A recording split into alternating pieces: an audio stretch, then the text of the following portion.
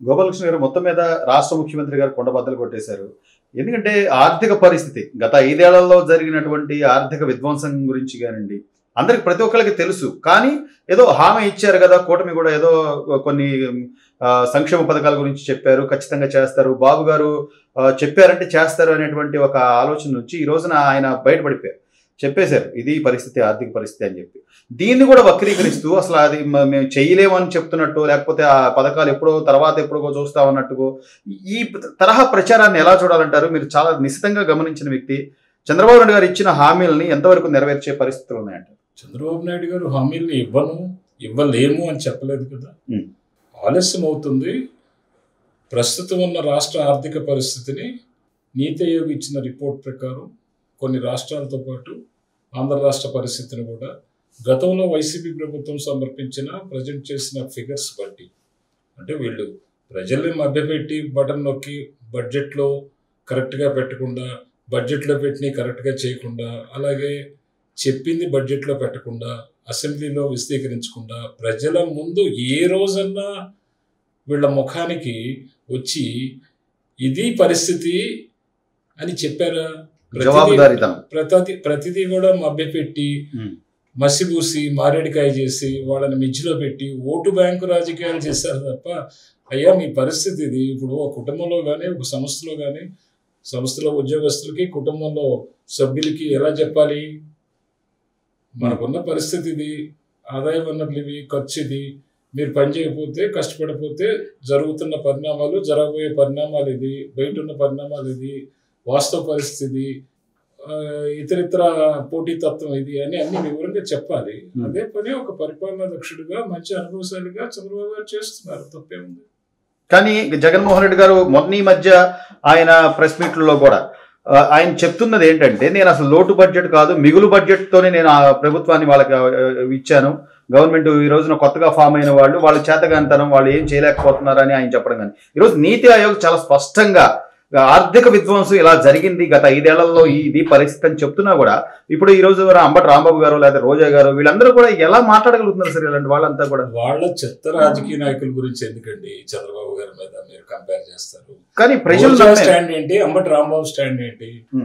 అసలు నాలాంటి వాళ్ళతో కూడా వాళ్ళు డిస్కస్ చేయడానికి, డిబేట్ కి సరిపోరు.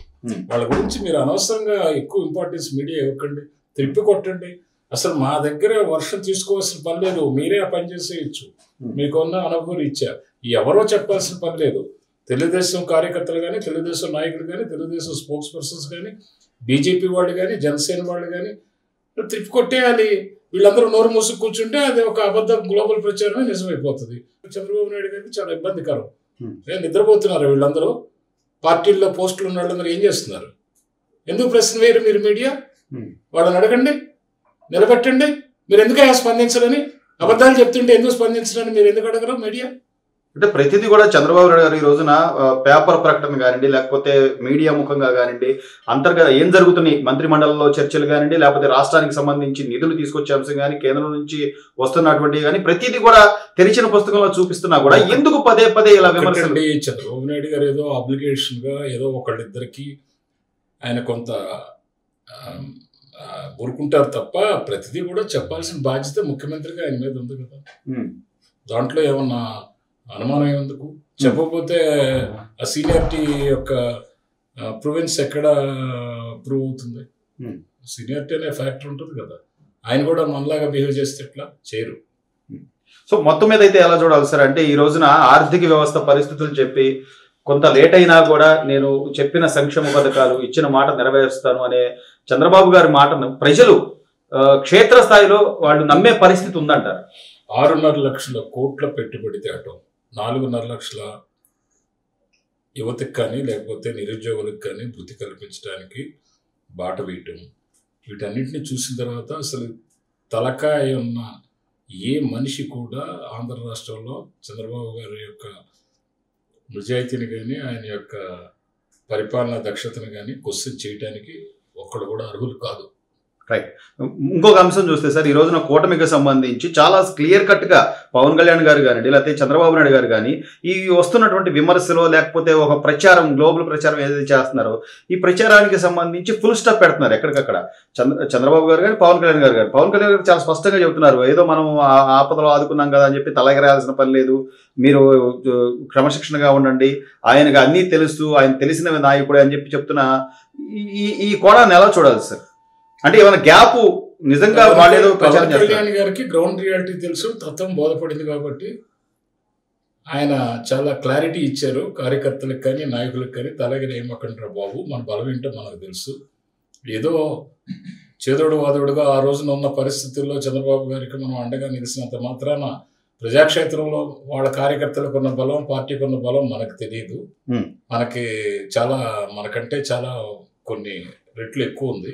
కాబట్టి మీరు అనవసరంగా తలెగరేసి ఆ కూటమిలో చిచ్చు పెట్టకండి, ప్రజలకి కన్ఫ్యూజన్ క్రియేట్ చేయకుండా అని చెప్పేసి ఆయన చాలా క్లారిటీ ఇచ్చారు. అందుకు ఆయనకి ధన్యవాదాలు చెప్పాలి. చాలా బ్యాలెన్స్డ్గా వెళ్తున్నారు సార్. దీనిలో ఎవరైనా ఎక్కువ తక్కువ అనేటువంటిది ఏమైనా ఉందంటారా? బ్యాలెన్స్డ్గా వెళ్తున్నారు కాబట్టి పవన్ కళ్యాణ్ గారు, చంద్రబాబు గారు చక్కగా పరిపాలన సాగిస్తున్నారు, సంప్రదింపులు జరుగుతున్నారు. పార్టీ సెక్రటరీగా ఆయన క్లారిటీ ఇచ్చారు. లోకేష్ గారు నాకు తెలిసినంత వరకు మీరే ఫాలో అవ్వాలా, ఆయన కూడా క్లారిటీ ఇచ్చారు. ఈ మధ్య పార్టీ గురించి ఎక్కువ సార్లు పదవులు తీసుకోకూడదు, 3 times కంటే కుటుంబంలో చెప్పారు.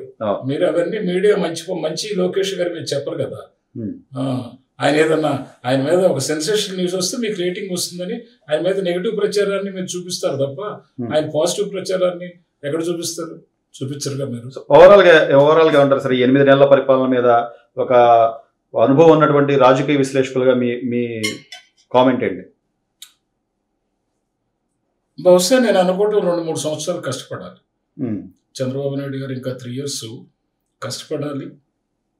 బీజేపీ కూడా ఇప్పుడు అందిస్తున్న సహకారాలు ఎలా అందిస్తున్నారో భవిష్యత్తులో కూడా ఈ టర్మ్ వరకు వాళ్ళు అందించాల్సిన బాధ్యత ఉంది. ఎందుకంటే గతంలో కొంత అలసత్వం ఉంది, కొంతమంది నాయకులు క్రియేట్ చేసిన ఆ గ్యాప్ కమ్యూనికేషన్ ఎక్కువ ఉంది, అది మర్చిపోదాం. ఇప్పుడు దాన్ని రిపేర్ మెకానిజం చేశారు కాబట్టి పైన నాయకులు కూడా అర్థం చేసుకున్నారు కాబట్టి ఇంకా కొంత చేతినిస్తే రాష్ట్రం బ్రతికి బట్టగడుతుంది. చివరిగా గోపాలకృష్ణ గారు, ఈ రోజున రాజ్యసభ సీట్ ఏదైతే ఖాళీ అయిందో, విజయసాయి రెడ్డి గారు రాజీనామా తర్వాత ఖాళీ అయిన సీటుకి సంబంధించి అనేక రకాల ఊహాగానాలు కానీ ప్రచారాలు కానీ జరుగుతున్నాయి. దాని మీద మీ కామెంట్ ఏంటంటారు? విజయసాయి రెడ్డి గారికి బీజేపీకి సంబంధం ఏముందండి?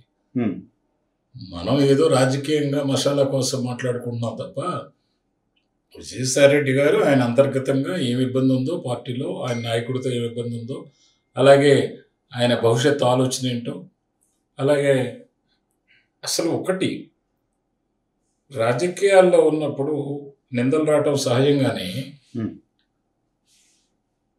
గతంలో వాళ్ళ యొక్క దుష్టాగాలు చరిత్ర చూసుకుంటే ఇప్పుడు పరిస్థితి ఎలా ఉందంటే దాన్ని రెక్టిఫై చేయాలన్నా కానీ అధికారులు కూడా చేయట్లా. అధికారులకి ఏం పట్టింది? అన్యాయం జరిగిన వ్యక్తి నాశనం అయిపోయాడు, పెట్టుబడిదారుడు నాశనం అయిపోయాడు.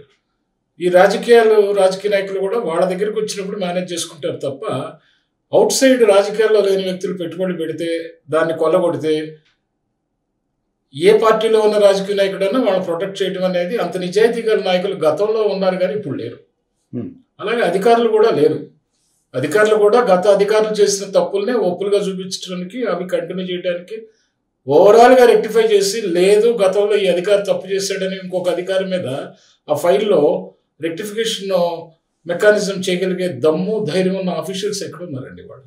అలాగే ఒక రాజకీయ నాయకుడు నిలబడి ఏమయ్యా మా వాడికి అన్యాయం జరిగింది, గతంలో రాజకీయాల గురించి వాడికి అన్యాయం జరిగిందని ఒక్క నాయకుడు, దమ్మగొల్ల నాయకుడు ఉన్నాడా? చూపించండి మీరు. ఈ రోజుల్లో అంత సత్తా ఉన్న మగవాళ్ళు రాజకీయాల్లో ఉన్నారా? వాళ్ళకి ఏదైనా లాభం చేకూరిస్తేనో రాజకీయంగా కానీ ఆర్థికంగా కానీ లేకపోతే ఇంకొక రకంగా కానీ లాభం చేకూరిస్తే అప్పుడు నెత్తినేసుకొని తిరుగుతారు. గతంలో అలా ఉండేది కాదు.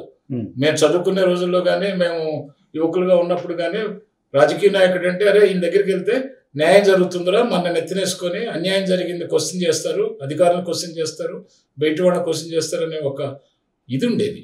ఈ రోజుల్లో తక్కువైపోయింది.